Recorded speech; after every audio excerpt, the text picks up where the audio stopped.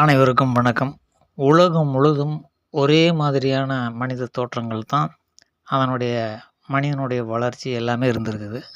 அது தெரியாம தமிழ்நாட்டில மட்டும் சில தன்னை என்னமோ வானத்திலிருந்து தமிழனாவே குதிச்சுட்டேன் அப்படிங்கிற எண்ணத்தில நம்ம ஆளுங்க என்ன பண்ணுறானுங்க, கேணத்தனமா பல விஷயங்கள் முன்னெடுத்து எல்லா மக்களையும் வந்தேரிகள் அப்படின்னெல்லாம் சொல்லி இருக்கிற மைனாரிட்டியாக இருக்கிற தமிழ்நாட்டில் இருக்கிற தமிழர்கள் அப்படின்ட்டு தாய்மொழியாக கொண்டவங்க மைனாரிட்டியாக தான் நம்ம இருக்கிறோம். அதே தெரியாமல் நம்ம வழித்தோன்றல்கள் யார், முன்னோர்கள் யார் என்பது எதுவுமே தெரியாமல் கட்சி ஆரம்பித்து வச்சுக்கிட்டு அது போக தமிழ் தேசியம் பேசிட்டு தமிழுக்காக பாடுபடுறதா நினச்சிட்டு பல பன்னாடைகள் உருட்டிட்டு திரியிறானுங்க. இவங்களுக்கெல்லாம் எந்த ஒரு வரலாறுமே தெரியாதுங்கிறது இந்த வீடியோவில் முழுதாக நம்ம பார்த்துருவோம். ஏறக்குறைய ஒரு 2000, 2500 ஆண்டுகளுக்கு முன்பு மனிதனுடைய தேவை உணவு தான் பிரதான தேவை. அந்த உணவு தேடி தான் அவன் வாழ்க்கையே அமைஞ்சிருந்தது. வேறு என்ன ஒரு சிந்தனையும் அவனுக்கு கிடையாது. உணவு மட்டும்தான் குறிக்கோளாக இருந்ததுனால உணவு தேடி இடம் விட்டு இடம் குடிபெயர்ந்து நகர்ந்து நாடோடி வாழ்க்கையை தான் வாழ்ந்தான் அப்படிங்கிறத முதல்ல தெளிவாக தெரிஞ்சுக்கணும். பிறந்த உடனே அந்த இடத்துலையே நம்ம இருக்கிறோம், இப்போ இருக்கிறோன்னா இந்த காலத்தை வச்சு அந்த காலத்தில் பார்க்கக்கூடாது. முதல்ல அதுதான் தவறு செய்கிறானுங்க எல்லாருமே. இந்த மேலை நாடுகள்னு சொல்கிறது, கீழை நாடுகள் அதிலேயே ஏற்றத்தாழ்வாக நினச்சக்கூடாது. மேற்கு நாடுகள், கிழக்கு நாடுகள் அப்படித்தான் எடுத்துக்கணும். மேலை நாடுகள்னால் அவனுக்கு இன்னும் பெரிய அறிவு இருக்குன்னு பல பேர் தப்பாக புரிஞ்சுக்கிட்டு அவனுக்கு அறிவாளிகள் அப்படின்னு நினச்சிக்கிட்டெல்லாம் இருக்கக்கூடாது. அவனுங்களுக்கு தெரிஞ்ச அளவுக்கு அவனுக்கு சொல்கிறானுங்க, அவ்வளோதான். ஆப்பிரிக்காவில் தான் முதல் இனம் மனித இனம் தோன்றியது அப்படிங்கிறானுங்க. வேறு எங்கேயும் சொல்லலை. அதனால் பெரும்பாலானவங்க ஒத்துக்கிட்டது ஆப்பிரிக்காவிலிருந்து தான் மனித இனம் தோன்றி அப்படியே இடம்பெயர்ந்து உலகம் முழுக்க பரவுனாங்க அப்படின்னு சொல்கிறானுங்க. சரி, அது இருக்கட்டும். ஏன் சைனாக்காரனுடைய பழக்க வழக்கங்களுக்கும் ஆப்பிரிக்காக்காரனுடைய பழக்க வழக்கங்கள், உணவு முறை எல்லாமே ஏன் வேறுபடுது அப்படின்னா, இது விடை கண்டுபிடிக்க முடியாத ஒரு விஷயம். அது படைப்பாற்றல் அப்படின்னு சொல்கிற அந்த விஷயத்துக்கு மட்டும்தான் தெரியும். நம்ம அதை குழப்பிக்க வேண்டாம். நம்ம தமிழ்நாட்டை பற்றி மட்டும்தான் நம்ம சிந்திக்கக்கூடிய ஒரு வேலையை நம்ம இப்போ செஞ்சிட்ருக்குறோம். சும்மா எதற்கெடுத்தாலும் நான் தமிழன் இங்கேயே தோன்றுனேன் அப்படின்ட்டுலாம் கட்டுக்கதைகளை வரலாறு தெரியாமல் உருட்டிகிட்ருக்கிறவங்களுக்காகத்தான் மெயினாக இந்த வீடியோ. இந்த தமிழ் ஆராய்ச்சி கல்வெட்டு ஆராய்ச்சியாளர்னு ஒருத்தன் எப்போ பாரு யூடியூப்பில் உட்காந்து பேசிகிட்டு இருப்பான். இவனெல்லாம் யாருன்னா இவனுக்கெல்லாம் ஒரு மண்ணாங்கட்டியும் தெரியாது. இவனெல்லாம் உருட்டுருக்குன்னே இந்த தமிழ் தேசியம் பேசுகிறவனுக்கு கிளப்பி விட்டவன். இவன் சும்மா புத்தகங்களை படிச்சுட்டு அதனுடைய உண்மைத்தன்மையை அறியாமல் உருட்டிகிட்ருக்கிறான். அப்படிங்கிறது மட்டும் இல்லாமல் ஏகப்பட்ட திருட்டு புரட்டு பொய் கதைகளை திரிச்சு விட்டுட்ருக்கிறான். இரும்பை 5000 வருஷத்துக்கு முன்னால் இல்லை, 5,00,000 வருஷத்துக்கு முன்னாலேயே இரும்பை கடப்பாரை செஞ்சான் அப்படின்னு சொல்லி இவன் உருட்டிகிட்ருக்கிறான். இவனுடைய வீடியோவில் பார்க்கும்போது இப்படி ஒரு கேனப்பைய உலகத்தில் இருக்கிறானே தமிழ்நாட்டில் அப்படின்ட்டு நம்ம வருத்தப்பட வேண்டியதாக இருக்குது.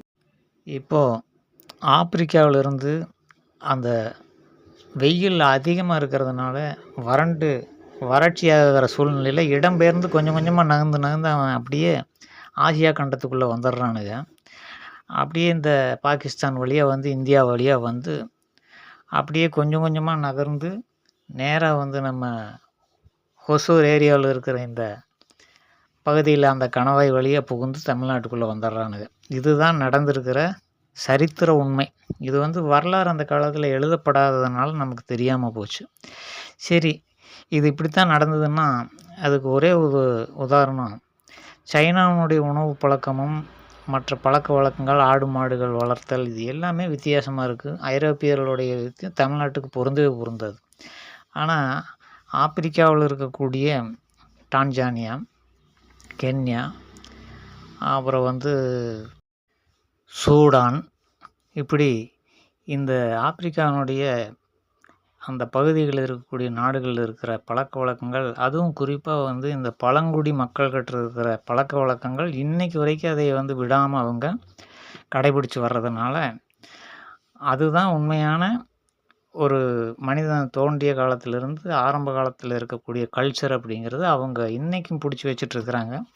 அவங்க ஒருபோதும் மற்றவர்களுடைய கல்ச்சரை ஏற்றுக்கக்கூடிய மனநிலையிலும் இல்லை, அதை ஏற்றுக்கவே மாட்டாங்க. அவங்களுடைய கல்ச்சரை இன்றைக்கி வரைக்கும் 2026 வரைக்கும் அவங்க ஃபாலோ பண்ணுறாங்கன்னா, இடையில எந்த கொம்பம் போனாலும் அதை அவங்க ஏற்றுக்க மாட்டாங்க.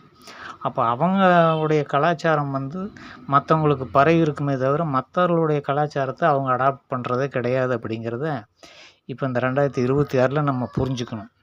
அப்போது அந்த ஆப்பிரிக்கா நாட்டினுடைய பல பகுதியில் இருக்கக்கூடிய பழக்க வழக்கங்களில் ஒவ்வொன்றா ஒரு 10 விளக்கங்கள் இப்போ கொடுக்குறேன். ஏறக்குறைய 500 ஒற்றுமைகள் தமிழ்நாட்டுக்கும் ஆப்பிரிக்கா நாட்டுக்கும் இருக்குது. அங்கேருந்து வந்தவங்க தான் தமிழர்கள், தமிழ் இனம் அப்படின்ட்டு இப்போ நம்ம சொல்லிக்கிறோம். நம்ம வந்து ஆப்பிரிக்காவிலேருந்து சூடான், எத்தியோப்பியா இந்த போன்ற பகுதியிலிருந்து வந்தவங்க தான் அப்படிங்கிறத தெளிவாக விளக்குறேன். இப்போ ஒவ்வொரு சான்றுகளாக பார்ப்போம். தென் மாவட்டங்களில் பார்த்தா இந்த ஆப்பிரிக்காவினுடைய சாயல் வந்து ஏறக்குறைய 40லேருந்து 45 50% வரைக்கும் இருக்கும். மீதி எப்படிராச்சுன்னா அது என்னத்தை போய் அப்புறம் தெருநாய்கள் எப்படியோ அப்படித்தான் வந்து மனிதர்கள் அந்த காலத்தில் படிப்பறிவு கிடையாது, எந்த ஒரு நாலேஜும் கிடையாது. பல இந்த மங்கோலியர்கள் அங்கிங்கிருந்து வந்தவங்க, இந்த பார்ப்பனர்கள் என்று சொல்லக்கூடிய ஆரியர்கள், இவங்கெல்லாம் அந்த ஆப்பிரிக்கா இதெல்லாம் கலந்ததுனால தான் தமிழ்நாட்டில் ஒரு வித்தியாசமான ஒரு இனமாக நம்ம வாழ்ந்துட்டுருக்குறோம். இது வந்து நம்ம பரம்பரை கெட்டுப்போன பரம்பரையினால எடுத்துக்கூடாது. எவனாக இருந்தாலும் அந்த ஆதி காலத்துலேருந்து மிருகங்களை போல தான் வாழ்ந்தோம் அப்படிங்கிறத முதல்ல தெளிவாக புரிஞ்சுக்கிட்டு அதுக்கு பிறகு இந்த கற்பு யோக்கியதையை பற்றியெல்லாம் சிந்திக்கணும். அதனால் ஒரு கலப்பு இனம் தான் தமிழ்நாட்டில் இருக்கிற தமிழர்கள் அப்படிங்கிறத முதல்ல தெளிவாக புரிஞ்சுக்கணும். ஆனால் பழக்க வழக்கங்கள் வந்து இப்போ வந்து இந்த மிக்சி கிரைண்டரெல்லாம் வந்துட்டதுனால எல்லாம் மாறிப்போச்சு. ஆனால் அவங்க வந்து இன்றைக்கும் மாற்றிக்கல. ஆப்பிரிக்காவில் அங்கேருந்து வந்தது தான் அப்படிங்கிறதுக்கு அதுதான் வந்து உறுதியான ஒரு ஆதாரம். ஏன்னா அவங்க மாறல, நம்ம மாறிட்டோம் அப்படின்னா நம்ம ஏற்கனவே அடாப்ட் பண்ணதுனால தான் அந்த பழக்கத்துலேருந்து மாற்றிக்கிறோம். இன்னொரு பழக்கத்துக்கு நம்ம போயிடுறோம். நம்முடைய இயல்பான பழக்கமாக இருந்தால் ஒருபோதும் நம்ம மாற்ற மாட்டோம். பொய் பேசுகிறது, புரட்டு பேசுகிறது, திருடுறது இதுதானே நம்மளுடைய பூர்வீகத்திலிருந்து வருகிற குணங்கள். அதை நம்ம மாற்ற முடியாதே தவிர நம்ம மிக்சி கிரைண்டர் இது போன்ற பொருள்களை உபயோகப்படுத்தி நம்ம பழக்க வழக்கங்களை மாற்றிக்கலாம் அப்படிங்கிறது முதல்ல தெளிவாக தெரிஞ்சுக்கணும். இந்த உரலில் தானியங்களை தூய்மைப்படுத்துகிற பணியை வந்து ஆப்பிரிக்கர்கள் தான் முதல்ல செஞ்சுருக்கிறாங்க. அதன் மூலமாக தான் பல நாடுகளுக்கு வந்து அதை தலையில் தூக்கி வச்சுட்டு ஊராக அது பாருங்கள் ஒரு மரத்தாலான உலக்கு தான். அதை உரலை வந்து இதுபோல் உலக்கையால் வச்சு அந்த தானியங்களை சுத்தம் செய்கிற பழக்கம் கொஞ்சம் கொஞ்சமாக தாய்லாந்து, கம்போடியா, இந்தியாவுக்குள்ளே பல பகுதிகளில் அது பரவி இருக்குதுங்கிறதுக்கு இவங்க தான் காரணமே தவிர பல பேர் நினச்சிக்கிறாங்க தமிழன் தான் உலகம் முழுக்க போய் ஆண்டிருக்கிறான் அப்படின்ட்டு கேனத்தனமாக ஒரு பொய் புரட்டு கதைகளை கிளப்பி விட்டுட்டுருக்கிறானுங்க. அந்த கல்வெட்டுகளுடைய கதைகளை எல்லாம் நம்ம இன்னொரு வீடியோவில் நான் தெளிவாக சொல்கிறேன். உரலில் 8 தானியங்களை அதை தூய்மைப்படுத்தி புடைக்கிறதுக்கு அது முறமெல்லாம் இருக்குது. அந்த வீடியோவில் நான் தொடர்ந்து காமிக்கிறேன். இப்போ வந்து அம்மி அரைக்கிறது, அதுபோல் அம்மியை போலவே ஒரு கல்லை வச்சு எப்படி நம்ம உபயோகப்படுத்துகிறோமோ அதே தானே அவங்க செஞ்சிட்ருக்குறாங்க. அதிலிருந்து தான் இந்த அம்மி அரைக்கிற பழக்கம் வந்து தமிழ்நாட்டுக்கு அவங்க தான் தூக்கிட்டு வந்திருக்கிறாங்க அப்படிங்கிறதுக்கு இது ஒரு அசைக்க முடியாத ஆதாரம். ஏதோ 1-2 விஷயங்கள் ஒத்து போகுது அப்படின்னா அது கோஇன்சிடென்ட் நம்ம எளிதாக சொல்லிட்டு போயிடலாம். ஆனால் வந்து 100க்கு 100% முழுக்க ஒற்றுமையாக இருக்கிறதுனால ஆப்பிரிக்காவிலேருந்து வந்தவன் தான் தமிழங்கிறதுக்கு இது வந்து நம்ம அடித்து சொல்லலாம். எந்த ஒரு சந்தேகம் தேவையில்லை. நம்ம ஊர்களில் நார்மலாக கிராமங்களில் 3 கல் வச்சு தான் அடுப்பையே மூட்டுவாங்க. ஏன் 4 கல் வைக்கக்கூடாதா, பாத்திரம் நிற்காதா? அப்படிங்கும்போது ஏன் 3 கல்? அவங்க இப்போது இருக்கிற அதே பழக்கம் இங்கே வரணும் அப்படின்னா ஒரு பழக்கத்தை வந்து மாற்றக்கூடிய ஆற்றல் அறிவுள்ளவங்களுக்கு மட்டும்தான் இருக்குது. அறிவு இல்லாதனால அதை அப்படியே நம்ம ஃபாலோ பண்ணும் பொழுது இப்போ ஆப்பிரிக்காவினுடைய வம்சாவளியினர் இங்கே வந்து அதையே தான் செஞ்சுருப்பாங்க. அதை பார்த்து கலப்பினங்களாக உருவான மக்கள் அதை அப்படியே தொடர்ந்ததுனால அந்த 3 கல் அடுப்பு தொடர்ந்து வந்துட்டுருக்குது அப்படிங்கிறத புரிஞ்சுக்கணும்.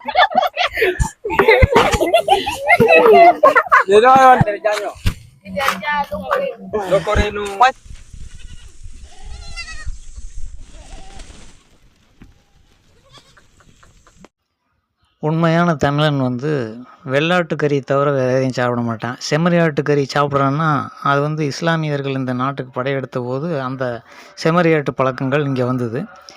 அதனால் உறுதியாக வந்து இது ஒரு அடிப்படை ஆதாரம். அங்கே இன்றைக்கி வரைக்கும் வெள்ளாடு தான் வந்து ஆப்பிரிக்காவில் உணவுக்கு பயன்படுத்துகிறாங்க.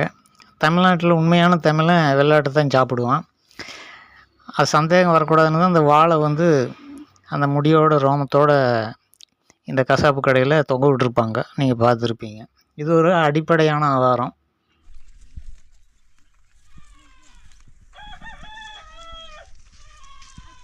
நம்ம தமிழக கிராமங்களில் பார்த்தீங்கன்னா ஓலை வீடாக இருந்தாலும் சரி, ஓட்டு வீடாக இருந்தாலும் சரி, சுற்றி வந்து உங்களுக்கு காம்பவுண்டுக்கு பதிலாக இதுபோல் இந்த முள் மரங்கள், வேலி மரங்கள்னு சொல்லுவாங்க, கிழுவம் வேலி, இதுபோல் வேலி அமைத்து தான் இந்த மாதிரி படல் அப்படின்னு சொல்லுவாங்க. அதாவது கதவுக்கு பதிலாக அந்த கிளைகளிலேயே செஞ்ச ஒரு கதவு மாதிரி ஒரு அமைப்பு. இதெல்லாம் வந்து 100க்கு 100 தமிழன் வந்து அங்கேருந்து தான் வந்தாங்கிறதுக்கு இதெல்லாம் தான் ஆதாரம்.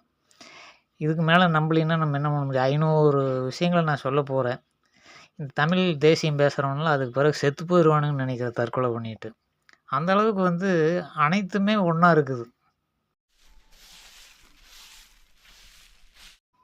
இதை பாருங்கள், நம்ம ஊரில் வந்து வாசல் பெருக்குவாங்க விளக்கமாறு வச்சு. ஒவ்வொரு மாவட்டத்தில் ஒவ்வொரு சீமாரும்பாங்க, விளக்குமாறும்பாங்க, தொடப்பம்பாங்க, இன்னும் என்னென்னமோ சொல்லுவாங்க. ஆனால் செய்கிற வேலை ஒன்று தான். இது ஆப்பிரிக்காவிலேருந்து வந்தது தான். அது என்னென்னா, மற்றவங்களாம் இந்த மாதிரி கூட்ட மாட்டாங்களா, பெருக்கவே மாட்டாங்களான்னா, சைனாக்காரங்க இந்த மாதிரி குமிஞ்செல்லாம் கூட்ட மாட்டாங்க, அமெரிக்காக்காரன்னு இந்த மாதிரி குமிஞ்சு கூட்ட மாட்டான். என்ன ஆந்திராவிலேருந்து வர்றவங்களே நின்றுட்டு தான் வந்து நீளமான கொம்பை வச்சு தான் கூட்டுவாங்க. இதை நீங்கள் கவனிச்சிருக்கலாம். தெரு தெருவாய் பெருக்குவது பொதுநலத்துண்டுன்னு ஒரு பாட்டும் கூட வருது. அதில் பார்த்தீங்கன்னா நீளமாக இருக்கும். அந்த கூட்டுறது வந்து நின்றுக்கிட்டே கூட்டுவாங்க. தமிழ்நாட்டில் தமிழ் பாரம்பரியத்தில் மட்டும்தான் குனிஞ்சு கூட்டுவாங்க அப்படிங்கிறது தெரிஞ்சுக்குங்க.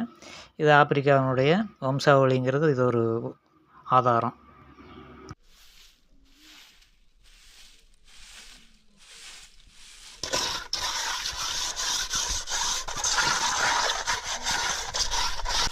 அதே போல் பாத்திரங்கள் விளக்குறது வந்து பாத்திரங்களை தூய்மைப்படுத்துகிற போது சாம்பல், அடுப்பு சாம்பல் அல்லது மண்ணை வச்சு தான் க்ளீன் பண்ணுவாங்க தமிழ்நாட்டில். தமிழர்கள் தாய்மொழி அப்படின்னு போட்டுக்கிறவங்கள அது மாதிரி தான் இருப்பாங்க.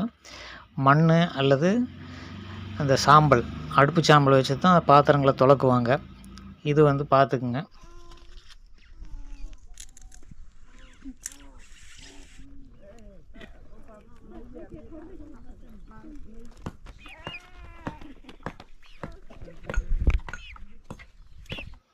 தமிழ்நாட்டில் பெரும்பாலான கிராமங்களில் மாடு இருக்குதே இல்லையோ, ஆடும் கோழியும் கண்டிப்பாக இருக்கும். அதுவே வந்து பலத்த ஆதாரம். ஆப்பிரிக்காவிலேருந்து வந்தவன் தான் தமிழ் அப்படிங்கிறது. பசு அப்படிங்கிறது எல்லாம் வந்து ஆரியர்கள் வருகைக்கு பின் தான் தமிழ்நாட்டுக்குள்ளே தமிழர்களிட பழக்கமாக வருது. ஒவ்வொரு இதை வந்து மறுபடி தான் வந்து அடாப்ட் ஆகுதே தவிர, அந்த பாரம்பரியங்கிறது இதெல்லாம் பார்த்தீங்கன்னாவே உங்களுக்கு புரியும். இங்கிருந்து அவன் போய் இத்தனை விஷயங்கள் ஆப்பிரிக்காக்காரன் கற்றுக்கிறதுக்கு சான்ஸே கிடையாது அப்படிங்கிறது தெரிஞ்சுக்குங்க. ஏன்னா இங்கேருந்து போனோம்னா 1-2 வேணால் கற்றுக்கலாம். இப்படி முழுக்க எவனும் கற்றுக்கவே மாட்டான். அதுவும் ஆப்பிரிக்கானுடைய இனத்தில் இப்போ இருக்கிறவங்கள பாருங்கள், தமிழர்கள் மாதிரியே இருக்க மாட்டாங்க. ஒரிஜினல் ஆப்பிரிக்கா எப்படி இருக்குதோ, கலப்பில்லாத ஆப்பிரிக்கா அப்படிங்கிறது அவங்கள பார்த்தாலே தெரியுது. கலப்புன்னா வேறு மாதிரி இருப்பாங்க. தமிழை போய் கலந்து அதில் இந்த வழிமுறையை பின்பற்றி இருந்ததுன்னா அது தெளிவாக தெரிஞ்சு போயிடும். ஆனால் அப்படி கிடையாது. அவனுக்கு தமிழர்கள்லாம் கிடையாது, ஆப்பிரிக்கா தான். நம்மளும் தமிழர்கள் கிடையாது, ஆப்பிரிக்காக்காரன் தான்.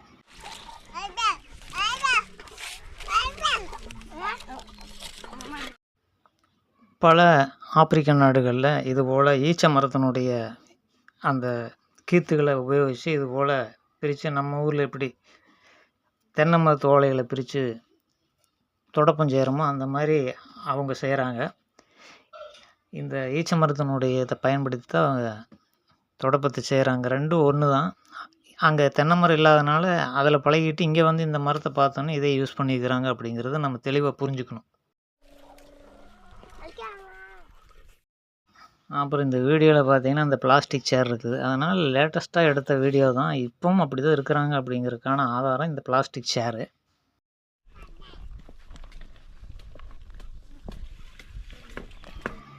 நம்ம கிராமங்களில் கொஞ்சம் வயசு அதிகமானவங்களுக்கு புரிஞ்சிருக்கும், நல்லா பார்த்துருப்பீங்க. களிக்கின்றதுக்கு 2 விதமான இது வந்து உபயோகப்படுத்துவாங்க. அகப்பை, சட்டுவம் அப்படிங்கிற மாதிரி அந்த களிக்கோள்னு ஒன்று இருக்கும். அதே போல் அந்த அகப்பை, இந்த 2 வச்சு தான் களி கிண்டுவாங்க. தாளிப்பு இந்த உணவு சமைக்கும்போது அந்த பெரும்பாலும் வந்து இந்த மரக்கரண்டிகளை தான் உபயோகிப்பாங்க. அதுவும் ஆப்பிரிக்காவிலேருந்து வந்தது தான்.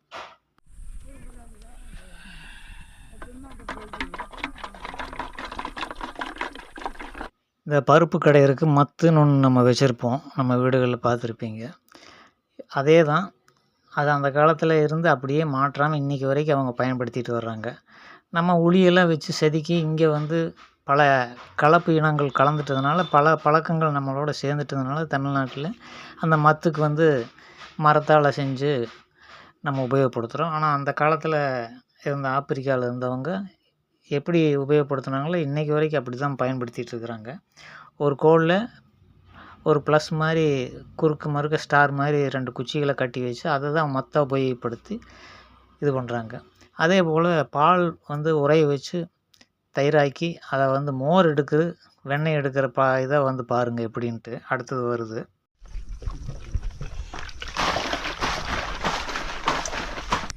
நம்ம ஊரில் எப்படி மாட்டுப்பாலை வந்து புறைய ஊற்றி வச்சு அது தயிரானவர் அதை கடைஞ்சி மோரை குடிக்கிறோமோ அதுபோல் ஆட்டுப்பாலை அதுபோல் செஞ்சு குடிக்கிறது தான் ஆப்பிரிக்காவினுடைய பழக்கம். அதை தான் இந்த இதில் பார்த்தீங்க. அதை வெண்ணெய் எடுத்த பிறகு அந்த நம்ம ஊர் திருவோடு மாதிரி இருக்குது தேங்காய் ஓடு, அதில் ஊற்றி தான் குடிக்கிறாங்க அப்படிங்கிறதையும் நீங்கள் பாருங்கள்.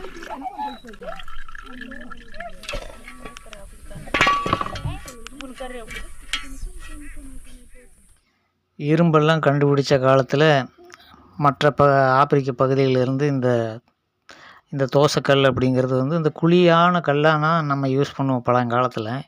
இப்போ தான் இந்த நான்ஸ்டிக் ஐட்டங்கள்லாம் வந்திருக்குது. அதுக்கு முன்னால் வீட்டில் உபயோகப்படுத்துகிற தோசைக்கல் இதே போல் தான் இருக்கும். அதில் கூட ஒற்றுமை அப்படிங்கிறது அந்த ஜீன்லேயே வந்து எங்கே இருந்தாலும் தொத்திக்கும் அப்படிங்கிறதுக்கு இது ஒரு உதாரணம்.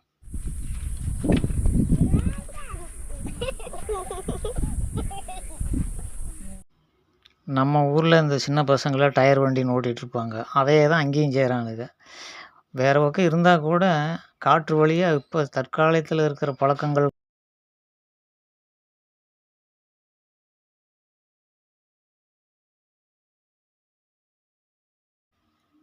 நம்ம ஊர் கிராமங்களில் பார்த்திங்கனாலும் இதே மாதிரி தான் போர்வையை போத்திட்டு ஒரு குச்சியை வச்சுக்கிட்டு அதிகாலையில் பனி மூட்டத்தில் ஆடு மேய்க்க பழசை சாப்பிட்டுட்டு கிளம்பிடுவாங்க. அதையே தான் அங்கேயும் செய்கிறானுங்க.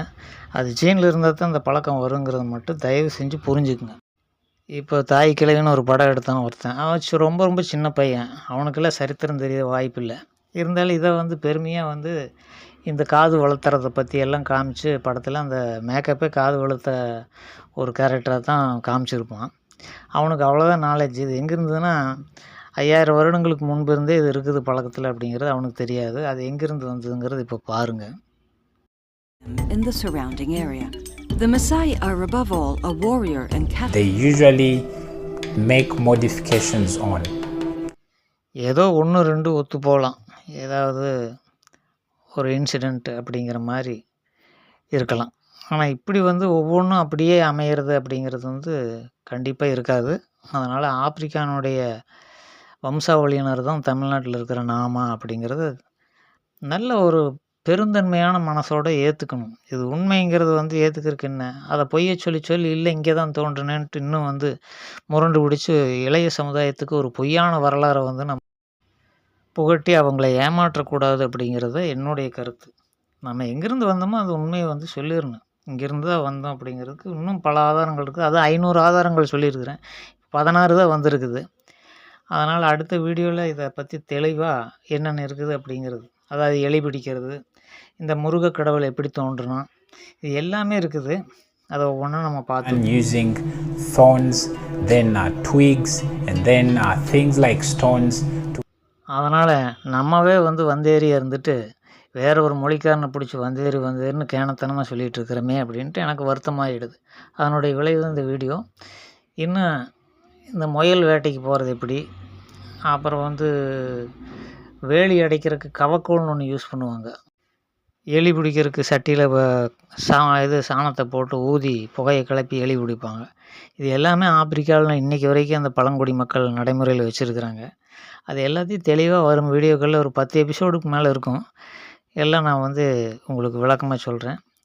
நம்ம எதுவும் பொய் சொல்ல கிடையாது. அனைத்துமே ஆப்பிரிக்காவில நடைமுறையில் இருக்கிறது. வீடியோவில் அவங்க போட்ட வீடியோங்கள் எடுத்து தான் உங்களுக்கு விளக்கமாக சொல்லியிருக்கிறேன். அடுத்த வீடியோவில் இன்னும் பல ஆதாரங்களோடு நான் உங்களை சந்திக்கிறேன். நன்றி.